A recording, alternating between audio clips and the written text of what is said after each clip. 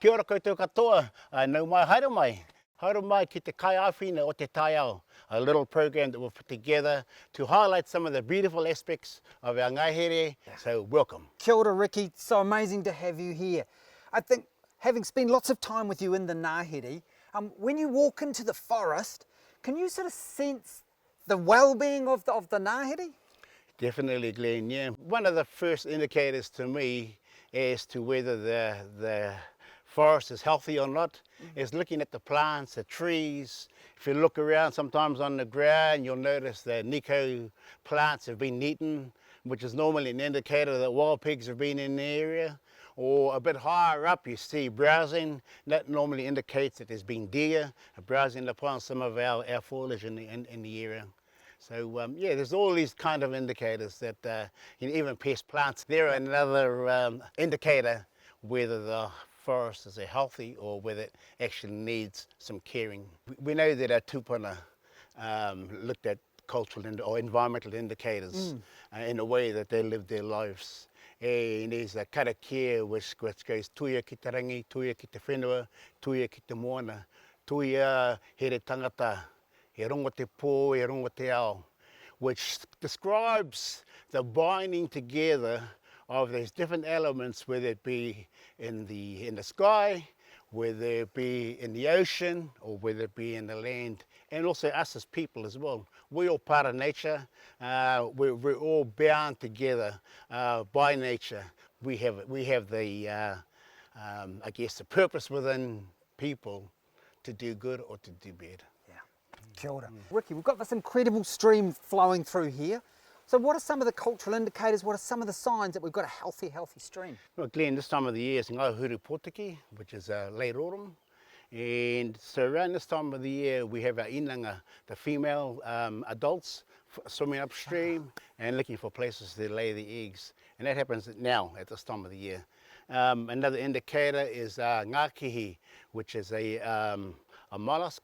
It's a limpet, and it's a bioluminescent limpet which appears at night time.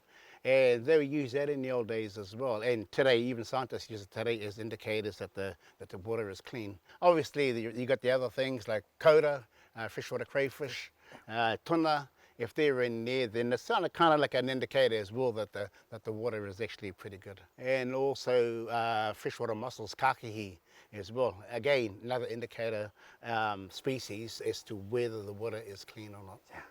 So it's really essential that we're observing our environment and looking for those signs. Yeah, definitely, yeah. So what other indicators should I be looking out for when I'm out here in the ngahere?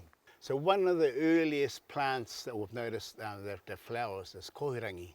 It grows as an epiphyte. You normally see it in the forks of big old trees. And twice we filmed it in early July, the first week of July actually, which is really early. But you know, from that period on, other plants start appearing and flowering. You get puaho, you get komaraho, you got rangiora, and they all start coming. But normally the first plant to appear is kohurangi. Kohurangi. Yeah, kohurangi, yeah. So I think what I'm hearing is it's really important that as we are connected, that we're being really observant of these plants when they're coming and how they're impacting on the seasons. Definitely, yeah, yeah. Because I mean, in the old days, people actually required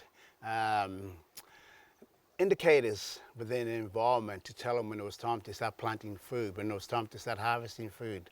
So those indicators, those tohu, could be either in the forest environment or could be up in the sky, the appearance of certain stars. They were all there to tell our people what was coming, as I said, and what was about to happen. Another cultural indicator this time of the year, Glenn, being ngahere potiki, is the appearance of harore, native mushrooms. And they're another a beautiful creation of what we find in Te Wānui Atane.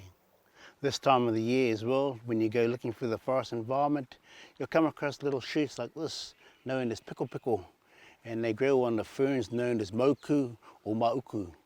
And it's the small shoots that provide the food. Very delicious. What sort of signs are the manu giving us while we're here in the ngahere? I can hear pia waka waka, so there are a lot of them around looking for insects as well. What I've noticed recently as well is that there's a lot of kiriru around, and normally through the winter months they're feeding upon the leaves of hohere or lace bark. You also see them feeding upon the leaves of kowhai, and so when there's not so many berries available, then you'll see them going to those particular plants, eating the herbage, if you like, of those trees. And then once summer or spring starts coming in, you'll start seeing them on the other plants, like taraire, for instance. But they start bearing around late October, November, and then you'll see they're like a magnet to the kiriru. Yeah. The kiriru love them. Kia ora, Riki. Thank you so much for sharing all your incredible knowledge. You've really inspired me. So whānau, remember to subscribe to our YouTube channel for more incredible videos exploring our te taiao across Tāmaki Makaurau. Kia ora!